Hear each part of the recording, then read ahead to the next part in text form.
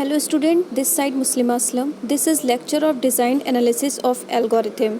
Today we will be study about unit 2 advanced data structure. Previous lecture में आपने क्या देखा था?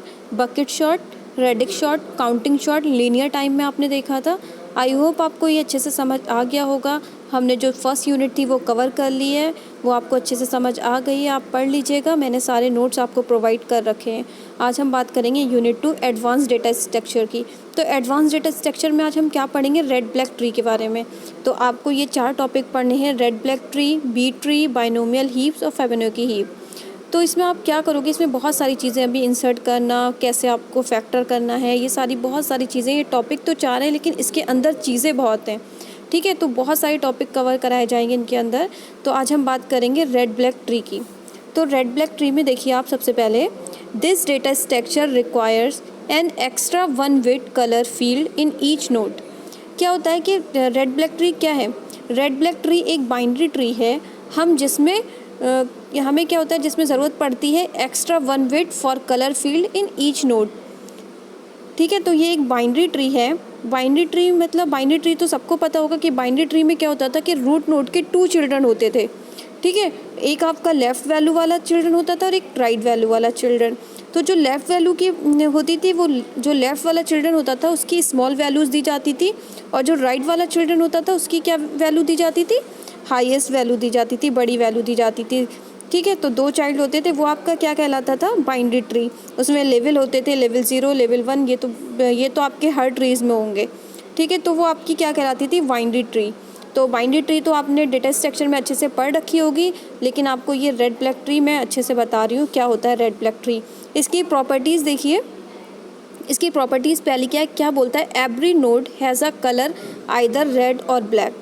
मतलब कि बोल रहा है कि एवरी नोड, जितनी भी नोड है आपकी, उनका जो कलर होगा वो रेड और ब्लैक होगा. ठीक है, तो ये हमारे पास जो ट्री है, ये हमारी एक ट्री बनी है, वो है रेड ब्लैक ट्री.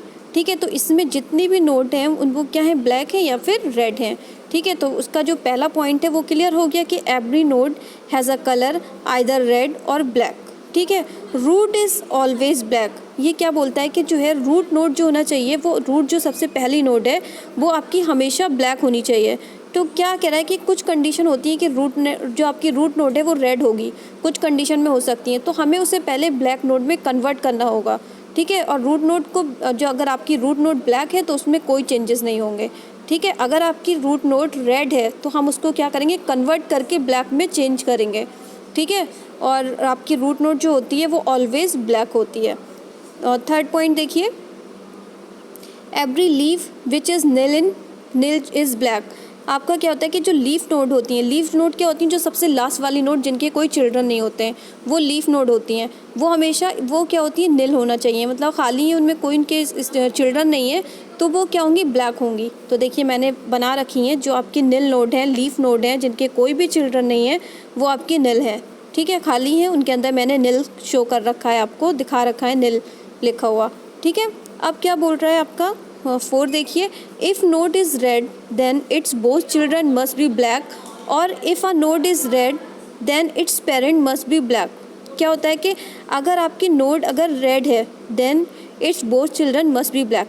तो ये तो है ही कि अगर आपकी कोई रूट नोड है या कोई भी नोड है अगर रेड है तो उसके दोनों चिल्ड्रन जो होंगे वो ब्लैक होंगे. तो देखिए, जहाँ तक मैंने आपको बना रखी हैं, कोई भी रेड नोड है तो ये इसकी प्रॉपर्टीज़ हैं, ये करना ही है. अगर नहीं है तो हमें उसको कन्वर्ट करना पड़ेगा. ठीक है, तो जैसे ये रेड नोड है तो इसके दोनों चिल्ड्रन आपके क्या हैं? ब्लैक हैं. ठीक है, इसकी 4 प्रॉपर्टी कह रही है, if node is red then its both children must be black. ठीक है, तो ये बात तो इसने क्लियर कर दी. और if a node is red then its parent must be black. अगर आपकी कोई भी नोड रेड है तो उसके जो पेरेंट्स हैं, जो जिसके पेरेंट्स हैं वो ब्लैक होना चाहिए आपके.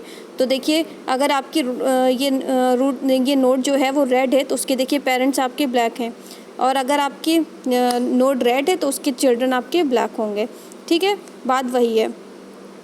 जो आपका 5 पॉइंट देखिए क्या बोल रहा है, फॉर एक्स नोड, कोई भी आपकी ट्री में x node, all paths from the x node to descendant leave contain the same number of black nodes.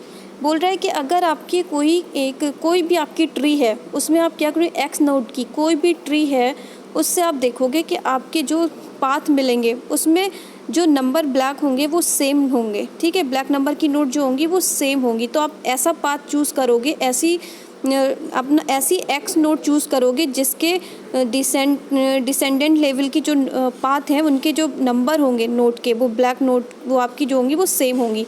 देखिए मैंने कैसे बताया, ये आपको फिफ्थ वाला थोड़ा मुश्किल लगता होगा। देखिए मैंने यहाँ लिख भी रखे हैं सबकी बातें। जो आपका जो फिफ्थ पॉइंट है वो क्या कह रहा है, फॉर एन नोट, मैंने उधर एक्स नोट बोला था, एन नोट भी बोल सकते हैं। All paths from the n node to descend leaves contain the same number of black node. तो देखिए मैंने ये एन लिख रखा है, आपको एन दिखता होगा रेड नोट के बराबर में। तो ये एन नोट है, इसके पाथ देखिए कितने पाथ हैं, इससे कितने रूट जा रहे हैं। पहला 1 रूट जा रहा है, दूसरा रूट, तीसरा 4 रूट इससे जा रहे हैं, ठीक है, 4 रास्ते हैं इससे रेड नोट से।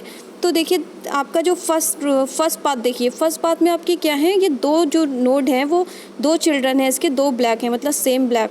अब दूसरा पाथ देखा, उसमें भी आपके 2 ब्लैक नोड हैं, ठीक है, 2 ब्लैक नोट हैं, तो मतलब सेम मिल रही हैं। तीसरा भी आपने पाथ देखा, देखिए तीसरे पाथ में भी आपकी 2 ब्लैक नोड हैं, ठीक है, 4 पाथ में भी आपकी देखिए 2 ब्लैक नोड हैं। तो इसकी प्रॉपर्टी के हिसाब से ये ट्री बिल्कुल सही है। तो हमें जो ट्री होगा रेड नोड ब्लैक ट्री का, जो भी रेड ब्लैक ट्री का, उसको हमें ऐसे कन्वर्ट करना होगा। Every node has a colour either red और ब्लैक होना चाहिए। रूट इज़ ऑलवेज ब्लैक होगी। Every leaf which is nil is black. If node is red, then is both children must be black, or if a node is red, then his parent must be black. 5 इसकी property क्या है, for n node all path from the n node to descend leaves contain the same number of black nodes. ठीक है, तो ये इसकी क्या थी, प्रॉपर्टी थी।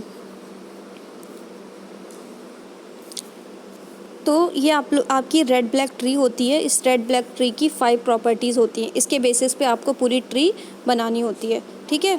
तो अब हम देखते हैं कि देखिए आप सबसे पहले ये देखिए, आपकी ये पेरेंट्स है, इसका चिल्ड्रन ये है, ठीक है, और इसकी जो है ये चाइल्ड है, चिल्ड्रन का चाइल्ड ये है। तो इस जो आपकी नील नोड है, इसके पेरेंट्स कौन हुए, ये इसका पेरेंट्स हुआ, और ग्रैंड पेरेंट्स क्या हुआ, ये, ठीक है, ग्रैंड पेरेंट्स आपका रूट नोड हुआ, ठीक है, ग्रैंड पेरेंट्स आपका रूट नोड होगा ये वाला जिस पे मैंने टिक किया है। ये आपकी जो रूट नोड है वो आपका ग्रैंड पेरेंट हो गया। जो नील वाली है जिस पे मैंने यस का टिक किया है, इसके पेरेंट्स आपके रेड नोड हो गए। रेड नोड के पेरेंट्स ब्लैक नोड हैं। तो जो नील नोड है उसका जो रूट नोड होगा वो क्या होगा, ग्रैंड पेरेंट्स, ठीक है, तो ग्रैंड फादर होंगे वो उसके, ठीक है। ये हम बिल्कुल इंसानों की तरह ही होते हैं, जैसे हमारी फैमिलीज़ होती हैं वैसे ही। जैसे आपने देखो ब्लैक नोड देख रहे हो, जो रूट नोड है ऑलवेज, उसके 2 चाइल्ड हैं, ठीक है, 2 चाइल्ड हैं। कौन कौन से चाइल्ड हैं आपके, एक ये है, एक ये है, 2 चाइल्ड हैं, दोनों रेड चाइल्ड हैं। तो ये जो है इसका पेरेंट, इसका जो चिल्ड्रन है वो ये है, ठीक है। इस चिल्ड्रन के ये क्या होंगे, अंकल होंगे ना ये वाले। तो ऐसे ही इनमें रिलेशन होता है। ये चिल्ड्रन, ये इसका ग्रैंड पेरेंट्स हो गया, ये इसके पेरेंट्स हैं, और ये इसका चिल्ड्रन है, ये इसका ब्रदर हो गया लेफ़्ट, और ये आपका इसका अंकल हो गया। तो ये हमें इसमें सारी चीज़ें समझनी होंगी, क्योंकि हमारी अभी बहुत सारी प्रॉपर्टीज़ होंगी जो इनके बेस पे ही होंगी। हमको देखना होगा कि ग्रैंड पेरेंट्स किसका रेड है, ये चेंज करना होगा। ये आपको जब पढ़ाऊँगी तो मज़ा आएगा, बहुत अच्छे से आपको ये क्लियर हो जाएंगी, ठीक है। तो ये मैंने सिंपली चीज़ आपको आज बताई थी, red black tree. I hope red black tree आपको अच्छे से समझ आ गई होगी। अब हम नेक्स्ट लेक्चर में क्या देखेंगे, बैलेंसिंग फैक्टर देखेंगे और रोटेशन देखेंगे, ठीक है। आज के लिए इतना ही। Thank you student.